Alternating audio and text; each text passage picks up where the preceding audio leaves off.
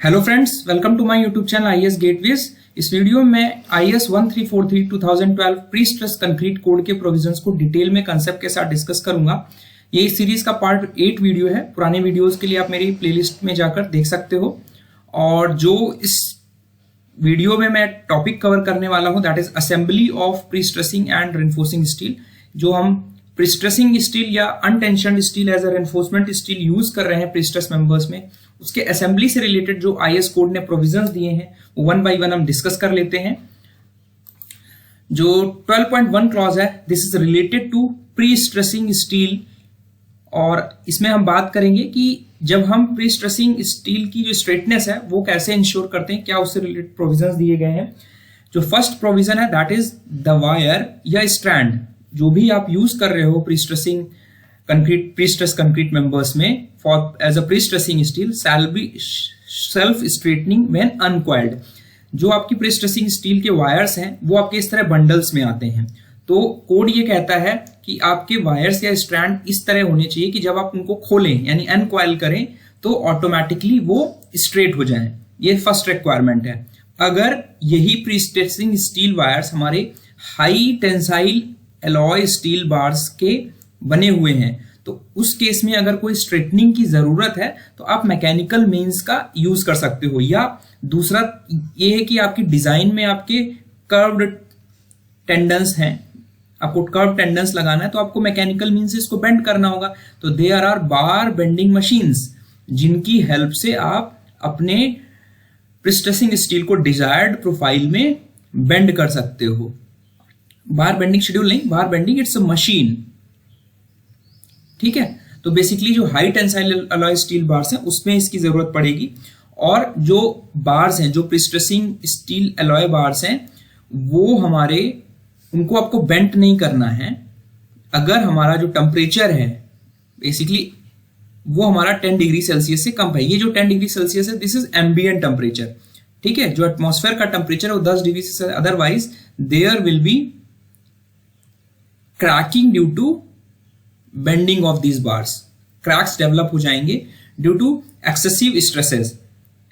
ठीक है, third point ये है कि in no case heat shall be applied to facilitate straightening और bending of pre stressing steel. आपको स्ट्रेटनिंग या बेंडिंग करने के लिए हीट का इस्तेमाल नहीं करना है in case of pre stressing steel. ठीक है, उसके बाद नेक्स्ट प्रोविजन है दैट इज रिलेटेड टू कि आप जब प्री स्ट्रेसिंग स्टील यूज कर रहे हो तो उसकी पोजीशनिंग के लिए क्या क्या चीजें आपको ध्यान रखनी है। तो सबसे पहले आपको जो पोजीशन, किस लोकेशन पे प्री स्ट्रेसिंग स्टील को लोकेट करना है, मींस एक्चुअल स्ट्रक्चरल मेंबर में डालना है, वो आपको डिजाइन ड्राइंग्स जो हैं उसके अकॉर्डिंग डालना है। एग्जैक्टली वही मैच करना चाहिए। तो सपोज आपका इस लोकेशन पे आपको एक प्री स्ट्रेसिंग टेंडन डालना था। ठीक है, तो कोड ये कहता है कि इसकी लोकेशन में आपकी जो टॉलरेंस लिमिट है ये ±5 mm हो सकता है। यानी इस लोकेशन से मान लो ये 50 mm फ्रॉम बॉटम आपको लोकेट करना था तो it can range from 40 mm to 55 mm। This is the tolerance limit. इसका मतलब ये है कि उसकी जो लोकेशन है 45 से 55 mm के बीच में होनी चाहिए। इससे ज्यादा टॉलरेंस परमिटेड नहीं है किसी भी प्री स्ट्रेसिंग टेंडन की लोकेशन के लिए। ठीक है, अब अगर डिजाइनर ने कर्व्ड टेंडेंस डिजाइन किए हैं कि कर्व्ड डिजाइन करना है, जैसे कि आप देख पा रहे हैं ये गर्डर है बेसिकली पोस्ट टेंशन गर्डर। इसमें आपकी जो प्रोफाइल है ये डक्ट है, डक्ट के अंदर आपके प्री स्ट्रेसिंग केबल्स आएंगे। तो यहां पर जो कर्व है बेंड्स में प्री स्ट्रेसिंग टेंडन में, वो कर्व जो होना चाहिए दैट शुड बी ग्रेजुअल। ठीक है, और जो प्री स्ट्रेसिंग टेंडेंस हैं ये हमारे शार्प बेंड्स में आपको यूज नहीं करने। मींस अगर आपका मेंबर कुछ इस तरह है तो इस केस में आपको इस तरह बेंड नहीं करना है। ठीक है, और प्लान और एलिवेशन में ये जो बेंड का एंगल दिया है that should be less than 1/6। ठीक है, सपोज अगर कोई स्ट्रक्चरल मेंबर आपका इस तरह है, ठीक है, तो इस केस में आप प्री स्ट्रेसिंग टेंडेंस यूज करेंगे अनटिल अनलेस कि हमारा जो बेंड है, शार्प बेंड है, वो 1/6 से स्मूथ होगा।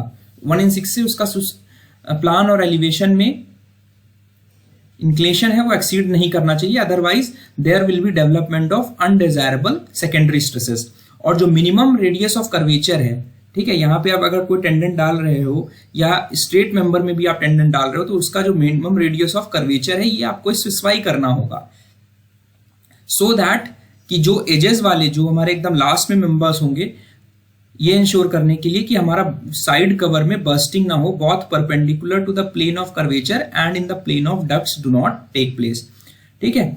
और जो रिलेटिव पोजीशन है, अब बिकॉज प्रीस्ट्रेसिंग स्टील की आपने लोकेशन फिक्स कर दी कि हमारा टॉलरेंस है ±5 mm, तो इनकी पोजीशनिंग और इनके बीच में हमारा सफिशिएंट गैप बने कि ड्यूरिंग द टेंशनिंग हमारा एक्सेसिव फ्रिक्शन की वजह से हमारे लॉसेस ना हो प्रीस्ट्रेसिंग फोर्स में। इस चीज को ध्यान में रखते हुए इनको एक यूनिफॉर्म स्पेसिंग या डिजायर्ड स्पेसिंग में गैप में रखना पड़ेगा इन प्रीस्ट्रेसिंग स्टील वायर्स को। तो इसके लिए क्या आते हैं हमारे पास, एडिक्वेटली डिस्ट्रीब्यूटर स्पेसर्स आते हैं। तो कुछ इस तरह के डिवाइसेस आते हैं जिसमें आप देख रहे हैं यहाँ पर एक स्ट्रैंड है, एक यहाँ स्ट्रैंड है, यहाँ पे स्ट्रैंड है, यहाँ पे, they are separated by certain distance. और ये जो स्ट्रक्चर है मैकेनिकल डिवाइस है, this is spacers, rigid spacers हैं जो प्रॉपरली एंकर्ड रहेंगे हमारे मेंबर में, और इनमें हमारे इनके थ्रू हमारे वायर्स एक सर्टेन स्पेसिंग से पोजिशन रहेंगे। तो the relative positioning of prestressing steel in cable shall be maintain by suitable means such as sufficiently rigid and adequately distributed spacers.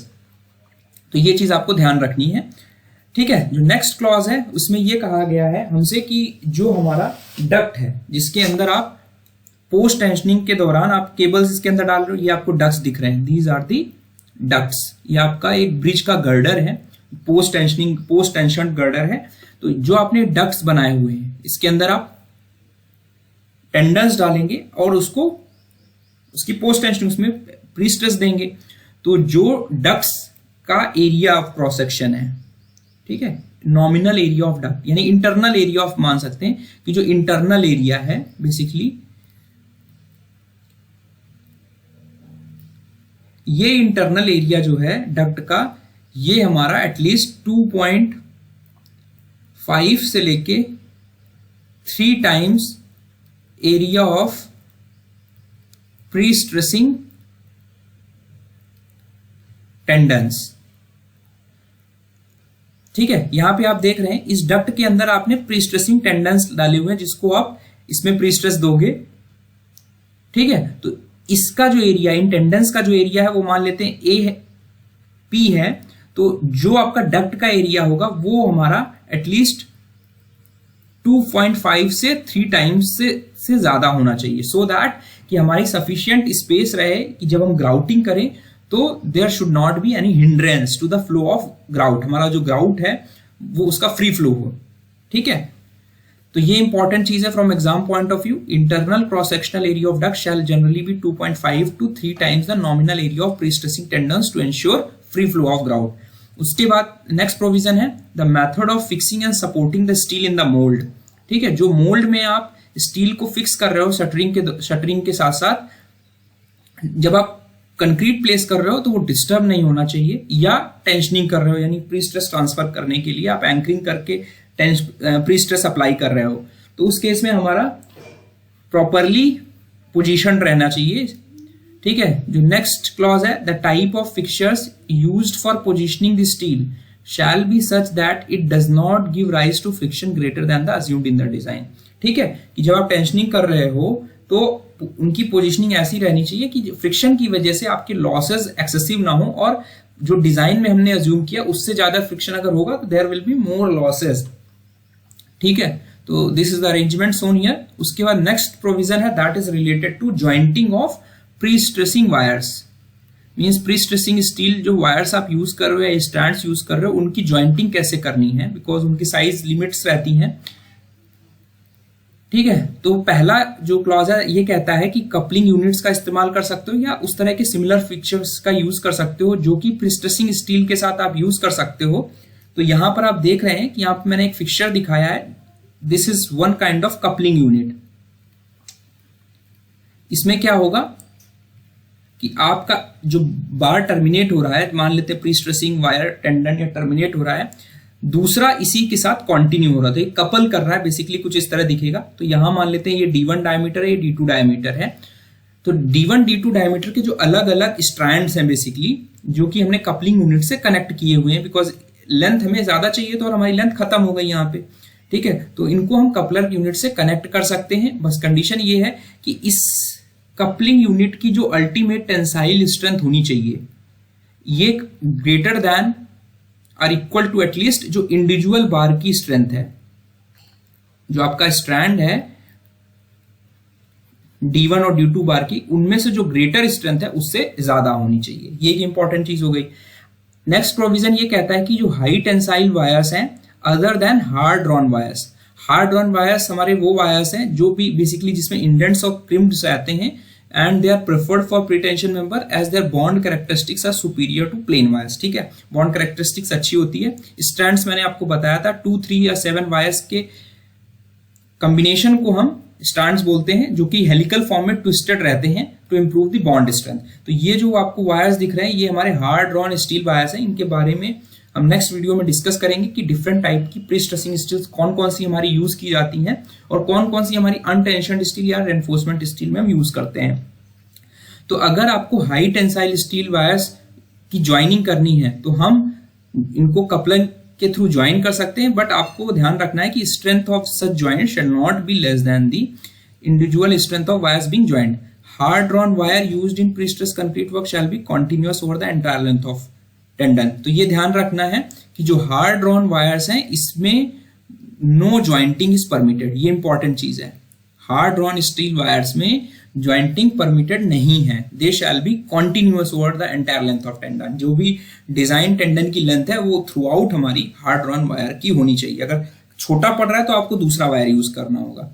जो हाई टेंसाइल स्टील बार्स हैं they may be joined by means of couplings provided the strength of coupling is that in test of destruction the bar shall fail before the coupling। तो ध्यान रखना है कि अगर आप 2 wires use कर रहे हो कपलिंग यूनिट के साथ तो आपकी कपलिंग नहीं फेल होना चाहिए, हमें उससे पहले आपका बार फेल होना चाहिए, ठीक है। ये इंपॉर्टेंट चीज है कि अगर इस पर डिस्ट्रक्शन टेस्ट परफॉर्म करोगे यानी बेसिकली टेंसाइल टेस्ट, तो बार शैल फेल फर्स्ट। कपलिंग की जो स्ट्रेंथ है वो हमेशा स्ट्रेंथ ऑफ वायर से ज्यादा होनी चाहिए और वेल्डिंग परमिटेड नहीं है। तो इसमें इस तरह क्वेश्चन पूछा जा सकता है कि कई स्टेटमेंट्स दे देगा और आपको प्रोविजंस आपको पता होना चाहिए, दिमाग में होना चाहिए कि क्या क्या चीजें आपको असेंबलिंग और पोजिशनिंग के लिए इंपॉर्टेंट है प्री स्ट्रेसिंग स्टील में। आई होप मेरा वीडियो आपको पसंद आया होगा। Thank you and all the best.